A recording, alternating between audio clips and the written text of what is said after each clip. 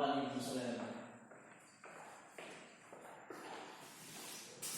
Assalamualaikum warahmatullahi wabarakatuh. Waalaikumsalam warahmatullahi wabarakatuh. Alhamdulillah pada hari ini kita masih bisa bertemu kembali di kelas 10 IPA 1 ini. Ya, jadi hari ini kita adalah pertemuan kedua kita. Mari sudah bertemu dan kita juga sudah berkenalan satu sama lain. Jadi alhamdulillah hari ini kita bisa berjumpa kembali. Nah, sebelumnya siapa ketua kelasnya? Dedi Hermanto. Tolong Dedi pimpin doanya sebelum kita memulai pelajaran. Ayo, sebelum kita mulai pelajaran pada hari ini, kita berdoa dimulai. Bismillahirrahmanirrahim. Alhamdulillahirabbil alamin. Ar-Rahmanir-Rahim. Maliki yaumiddin. Iyyaka na'budu wa iyyaka nasta'in. Ihdinas siratal mustaqim. Siratal ladzina an'amta 'alaihim ghairil maghdubi 'alaihim waladdallin. Alhamdulillah, jadi kita sudah berdoa. Jadi doa itu adalah salah satu permintaan kita, terutama kita ini mulai belajar. Ketika kita sudah berdoa, adalah permintaan kita agar belajar kita baik, kalau belajar kita lancar, kita diberi kelancaran. Ya, sebelum itu, Bapak mau absen terlebih dahulu, ya, melihat kehadiran dari tempat ini. Anak-anak sekalian, pertama Restu Abiantoro. Hadir. Iya ya. Dedi Hermanto. Hadir, Pak. Alhamdulillah hari ini hadir semua. Alhamdulillah nggak ada yang sakit dan kita diberi kesehatan oleh Allah Subhanahu wa taala. Bagaimana hari ini? Apakah kita sudah siap untuk belajar kembali? Dedi Hermanto. Siapa? Siap. Semangat sekali, gitu ya. Iya, Pak. Restu. Gimana? Nah, siap itu. Sebagai siswa kelas 10 SMA itu harus mempunyai semangat yang luar biasa, apalagi semangat belajar pendidikan agama Islam. Itu yang harus kita latih dalam diri kita. Jadi sebelum kita belajar hari ini, kita akan seperti biasa, seperti yang Allah sampaikan kemarin minggu lalu, sebelum kita mulai pelajaran kita akan tadarus Quran. Jadi Al-Quran. Jadi kita baca Al-Quran sebelum kita memulai pelajaran kita. Dan terus kemarin sudah Bapak sampaikan. Maka hari ini teman-teman ini anak-anak sekalian, mari kita buka surat An-Nisa ayat 59 Ya, Pak. yang nanti akan kita bacakan secara bersama-sama, ya. Silakan dibuka terlebih dahulu Qurannya An-Nisa ayat 59. Kita baca sama-sama ya. Kita dimulai dari Ta'awuz. Yuk kita mulai. A'udzu billahi minasy syaithanir rajim. Bismillahirrahmanirrahim. Ya ayyuhallazina amanu atiiullaha wa atiiur rasul wa ulil amri minkum fa in tanaza'tum fi shay'in farudduhu ila Allahi war rasul in kuntum tu'minuna billahi wal yawmil akhir zalika khairu wa ahsanu ta'wila. Shadaqallahul azim. Alhamdulillahirabbil alamin. Jadi tadi apa yang Dedi dulu, Bapak mau tanya sama si Dedi. Apa yang dirasakan ketika tadi kita sudah membaca Al-Quran, kita sudah sedikit demi sedikit memahami apa yang dibaca tadi, apa yang Dedi rasakan?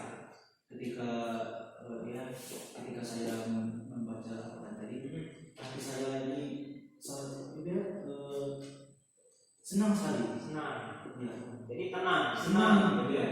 pikirannya jadi Alhamdulillah. Kalau Rasul sendiri, apa yang Rasul rasakan ketika sedang membaca Al-Quran? Saya tidak memiliki kekacauan di hati, pikiran saya sedikit lebih jernih, tidak ada kekacauan atau masalah dalam pikiran saya, sehingga saya lebih mudah berpikir bacaan. Luar biasa. Itu yang seharusnya kita tanamkan dalam diri kita. Ketika kita membaca Al-Quran, adanya ketenangan hati, adanya kejernihan pikiran, adanya kesenangan. Karena kita ketika membaca Al-Quran ini adalah merupakan kalamullah, ya kan? Salah satu kitab. Apalagi kita sebagai umat Islam, kita yang harus wajib baca, gitu ya. Nah, sebelum kita memulai materi kita pada hari ini, minggu lalu kita sudah membahas apa saja yang akan kita bahas untuk di semester ini. Nah, hari ini kita akan coba membahas materi yaitu tentang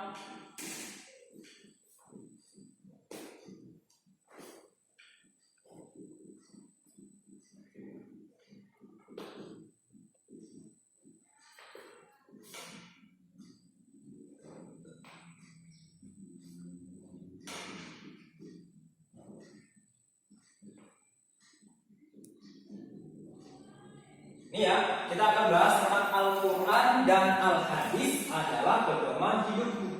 Jadi sama sumber hukum Islam yang akan kita bahas pada hari ini. Jadi sebelum itu, tadi kita sudah baca. Jadi apa makna ketika kita hari ini memulai pelajaran kita dengan tadarus? Artinya kita sudah merealisasikan, kita sudah membaca Al-Quran pada hari ini kan? Karena tadi sudah baca Al-Quran, ketenangan, kejernihan, kesenangan sudah diraih oleh kita. Ya, sehingga ketika kita sudah baca Al-Quran tadi kita sudah paham, oh ini sebenarnya Al-Quran untuk dibaca, untuk dipahami. Pertama, hari ini kita akan bahas dulu ini poin-poin yang akan kita jelaskan pada hari ini, akan kita pelajari pada hari ini, yaitu berkaitan dengan Al-Quran. Pertama di sini adalah Al-Quran. Ya. Yang kedua adalah hadis. Atau kata lainnya bisa kita sampaikan dengan sunnah. Sunnah Nabi. Dijadikan sebagai pedoman hidup.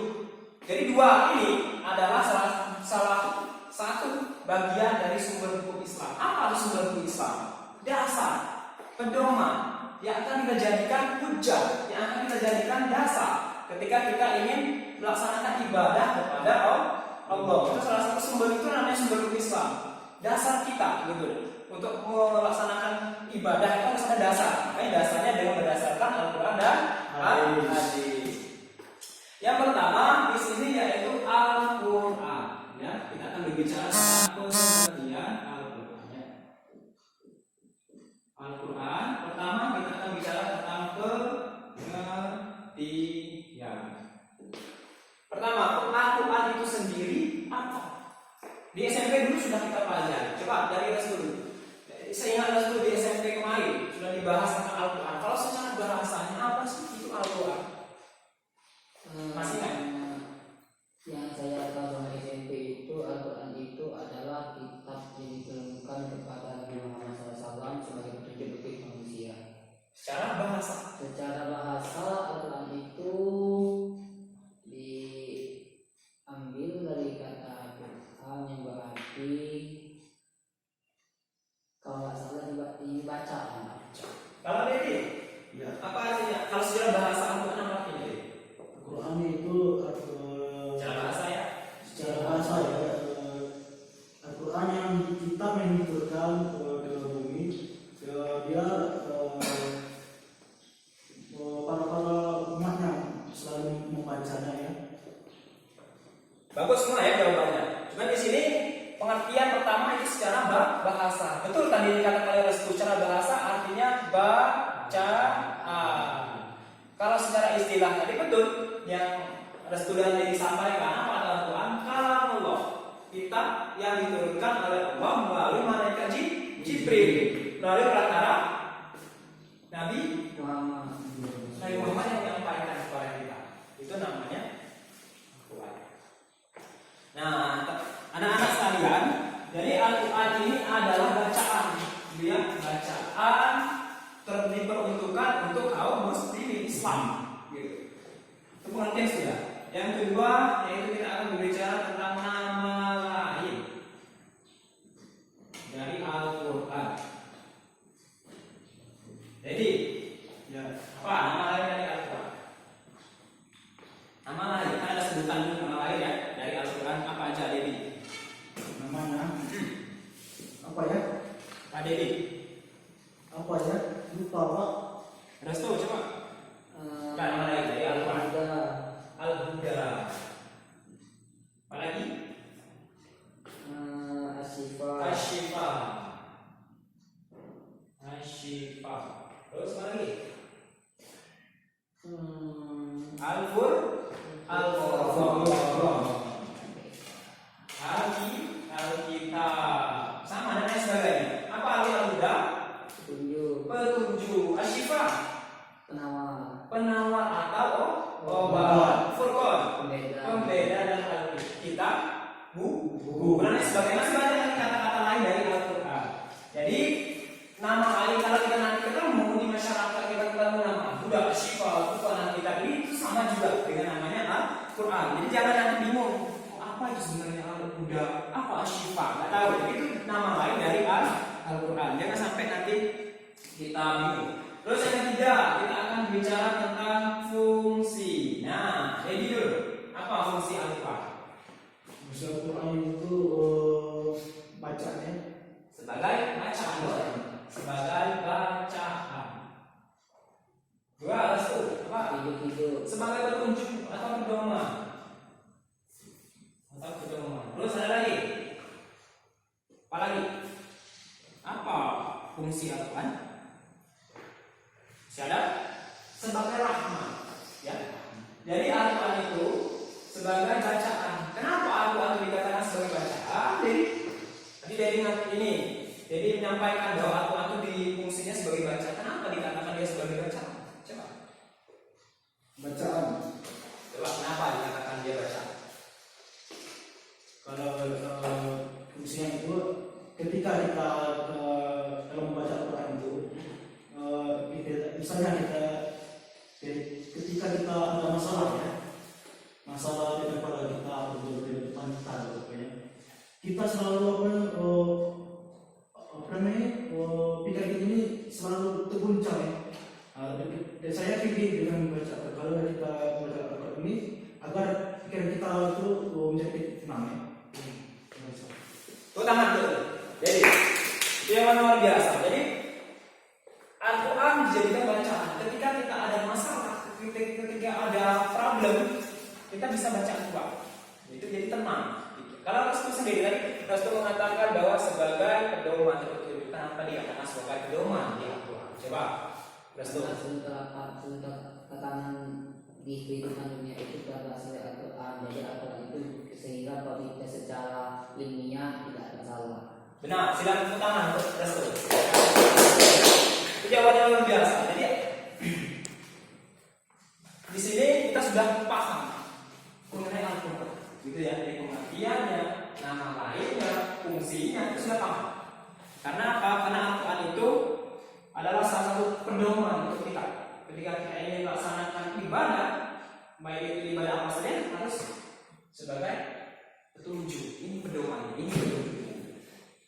Kemudian kita akan melanjutkan isi dari Al-Quran. Secara umum ya, isi dari Al-Quran. Apa isinya? Ada yang masih ingat? Jadi berisi tentang apa? Pertama, tauhid. Yang kedua, muamalah. Yang ketiga, Syariat. apa? Akhlakul karimah. sama. Pertama dia beri tentang tauhid. Ada keyakinan kita kepada Allah. Oh, Allah itu esa. Tentang tauhid kan. Kemudian muamalah sama syariatnya muamalah. Ya, hubungan kita dengan manusia. Terus yang terakhir yaitu akhlak. Jadi akhlak itu merupakan perilaku kita. Jadi ketika kita ingin berperilaku, bersikap dengan orang lain, kita harus memperhatikan bagaimana cara kita dalam untuk berakhlak gitu. Jadi harus sama, jadi harus ada punya akhlak yang mulia. Ini isi Al-Quran. Jadi 3 poin ini adalah isi Al-Quran yang menjelaskan isi dalam Al-Quran, mulai dari tauhid, muamalah dan akhlak. 3 itu poin itu ada di dalam Al-Quran. Nah selanjutnya, ketika kita sudah membahas tentang itu,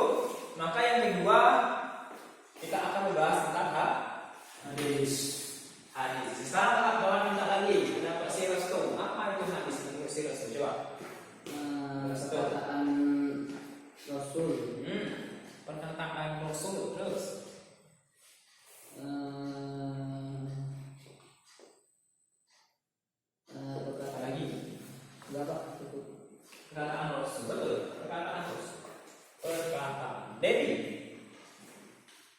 Hadis. apa? Tahu pengetahuan Dedi apa hadis? Lupa apa? Jadi hadis itu adalah segala sesuatu perbuatan, perkataan, serta takrir atau pengakuan dari Nabi. Itu hadis. Baik itu dia perkataan maupun dia itu perbuatannya maupun itu ketetapan atau ketentuan yang sudah ditetapkan itu yang dari Nabi itu namanya hadis. Yang kita selama mengikuti yang tidak jelas dari Al-Quran itu namanya hadis. Segala perkataan, perbuatan dan takbir. Ya. Selanjutnya yang kedua yaitu kita akan bicara tentang fungsi. Apa sebenarnya fungsi dari hadis ini? Coba ini dulu. Fungsi dari hadis. Hadis. Apa fungsinya? Si hadis itu yang pertama Apa fungsi hadis? Jadi kita misalnya di situ misalnya kita dalam segi akhlak manusia umat Islam kita misalnya kita selalu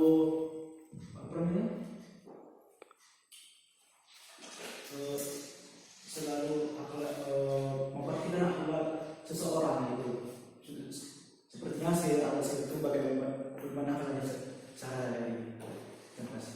jadi ya, terus ya jadi kita simpulkan dari sampaian Dedi bahwa fungsi dari hadis itu ada yang namanya, nanti kalian masih ingat ya, ada namanya bayan takrir, ada namanya bayan tafsir, ada namanya bayan tasyrik. Itu adalah fungsi dari apa itu sendiri. Apa maksud bayan takrir? Takrir itu artinya dia itu memperjelas. Artinya hadis ini berfungsi memperjelas hukum-hukum yang tidak terdapat di Al-Quran. Namanya bayan takrir. Fungsi hadis itu ketika hukum kita tidak temukan di Al-Quran, hukum di Al-Quran itu dijelaskan oleh hadis. Misalnya contoh, ketika sholat di Al-Quran dijelaskan kita untuk perintah ini melaksanakan sholat, tetapi kita tidak tahu sholatnya seperti apa yang harus dilakukan, sehingga fungsi hadis ini memperjelas. Nah, sholat seperti ini, takbirnya seperti ini gitu. Jadi itu namanya fungsi hadis dalam bayan takrir. Bayan takrir itu namanya seperti itu. Yang kedua, bayan tafsir. Apa bayan tafsir? Tafsir itu artinya ya, tadi kalau dia takrir, dia tafsir artinya dia memperjelas lagi. Kalau ini dia ditegaskan lagi. Itu namanya takrir. Kalau tafsir dia memperjelas apa yang sedang tidak diketahui kita di Al-Quran. Itu namanya tafsir. Terus yang tasyrik, apa itu bayan tasyrik? Menetapkan, ya. Ketika ada hukum yang tidak ada di Al-Quran, kemudian ditetapkan dengan hadis. Ya, ditetapkan itu namanya bayan tasyrik. Terus yang terakhir ada namanya bayan nasab. Ya, jadi artinya menghapus segala ketentuan atau hukum yang tidak ada. Itu namanya bayan. Itu secara umumnya fungsinya cuma 3. Jadi ya, masih ada lagi banyak. Itu fungsi dari hadis. Terus kita akan bicara terakhir, yaitu berbicara dari hadis ya. Yang terakhir yaitu dari fungsinya sudah, yaitu yang ketiga adalah bentuk atau macam dari hadis. Coba itu masih ingat apa macam-macam dari hadis? Sahih, Sahih, terus hasan, terus doif.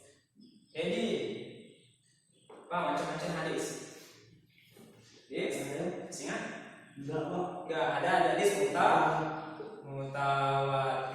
Dan kedua ada hadis ahad. 2 pembagiannya. Kalau ini berdasarkan rawinya, ya kalau ini lain, beda, berdasarkan sini. Jadi pertama hadis mutawatir dulu. Ya, sebelum kita membahas tentang hadis ini, kita mutawatir. Apa hadis mutawatir? Terus ingat apa hadis mutawatir? Bukan secara langsung. Hadis mutawatir adalah hadis yang diriwayatkan oleh beberapa perawi dengan syarat mereka adalah bisa dipercaya. Mereka ini orang yang bisa dipercaya. Itu namanya hadis mutawatir. Ya, orangnya yang bisa dipercaya, nggak akan dia ngincu, nggak akan dia bohong. Itu namanya hadis mutawatir. Sedangkan kalau hadis ahad adalah hadis yang diriwayatkan oleh sedikit orang, beberapa orang, tapi dikhawatirkan dia ada salah satu yang menjadi penyebab dia berbohong, gitu ya. Jadi itu namanya hadis mutawatir dengan hadis mutawatir. Jadi dia tidak mencapai derajat mutawatir kalau hadis yang ahad. Terus hadis sahih. Hadis sahih itu hadis apa? Steady. Hadis sahih. Apa ya? Jadi hadis sahih itu hadis yang tidak terputus riwayatnya, dari Nabi tidak terputus, yang akan dijadikan hujjah. Itu hadis sahih. Kalau hasan apa ada terus? Hadis masih disediakan hujjah, cuma hanya saja penghafalannya itu kurang. Ada yang kurang ayat, betul ya, kurang. Kalau yang hadis lain apa maksudnya? Hadis yang Hadis yang kurang. Iya, hadis yang lemah, perawinya kurang, betul tadi ya. Jadi itu untuk pembahasan tentang hadis. Ya, ini Bapak usul ya.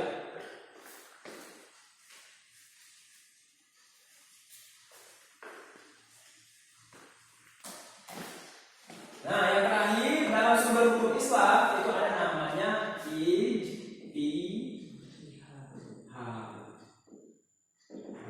ijtihad. Ijtihad itu apa? Restu.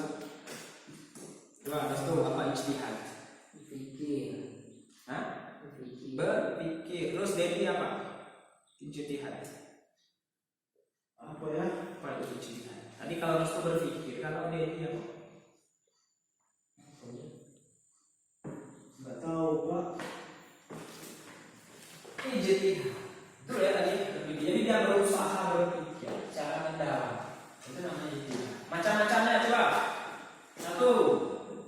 Jadi ada macam-macamnya. Ijtihad itu macamnya. Contohnya Pak? Macamnya ada namanya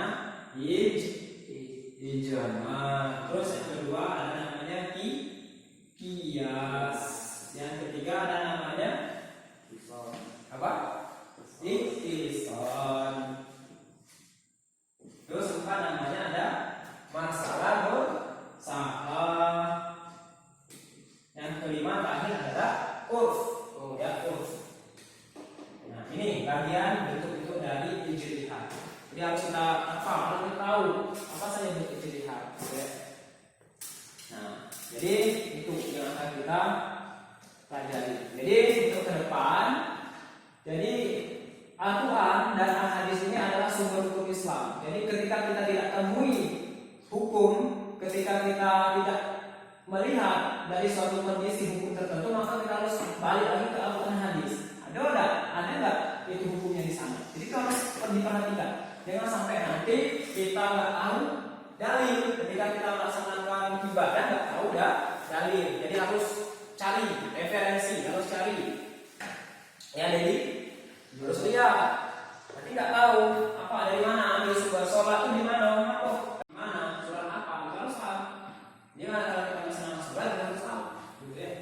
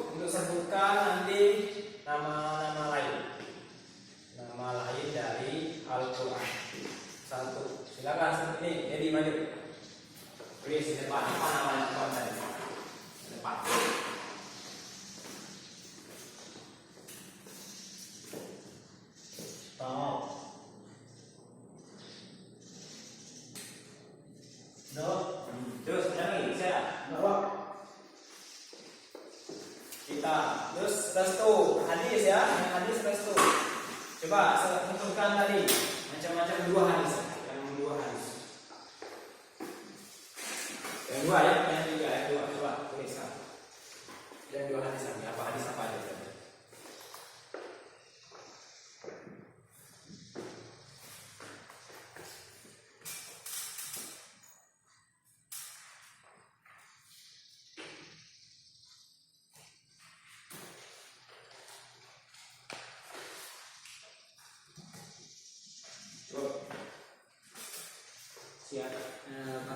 Itu tadi ya, jadi sudah dijelaskan dari kita dan si Rasul ini mutawatir dan hadis ahad.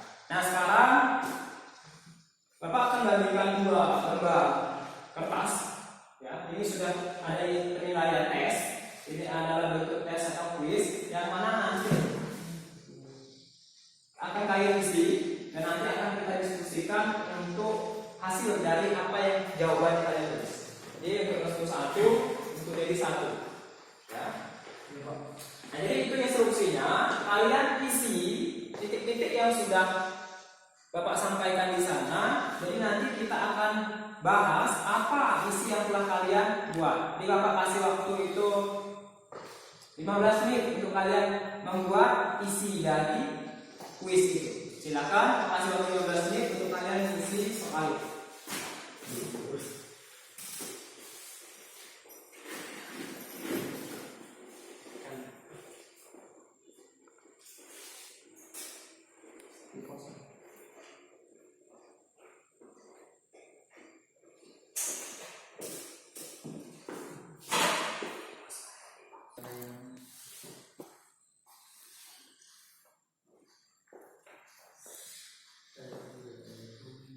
Sudah anak? Jadi sudah? Restu sudah? Nah sekarang kita dengarkan Dedi dulu. Nomor 1, silakan Dedi menyebutkan hasil dari apa yang Dedi tulis tadi. Coba nomor 1, apa isinya Dedi? Al-Quran ayat 113 terdiri dari berapa juz? Hah? 6 juz. Terus? Yang kedua itu 4 surah, 4 surah, terus? 5 ayat, 5 ayat, terus? 6 halaman. 6 halaman. Restu, yang ini restu apa yang harus isi tadi? 30 juz, 114 surah, Terus? 6.666 ayat, sekian halaman.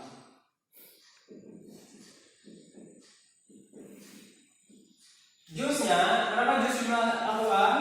Berapa jumlahnya? 30. 30 juz. Kalau dia ini salah. Salah Pak. Jadi yang ini diperbaiki lagi. Coba diperbaiki lagi. Jadi yang ini diperbaiki lagi. Jumlahnya ini 30 juz. Terus suratnya berapa jumlahnya? Apa jumlah suratnya? Surat Al-Quran. Surah ada 114 surah, Berapa jumlahnya? Terus tuh? 114, Hah? 114. 104. Jadi berapa jumlahnya tadi? Apa? Berapa jumlah surat Al-Quran? 100 Pak. 100. Jadi diperbaiki lagi ya. Jadi ayatnya jumlahnya berapa? Hah? Ayatnya Ayat 15. 6.660. Nah, ini yang sering kita pelajari. Halamannya berapa Rasul jumlahnya?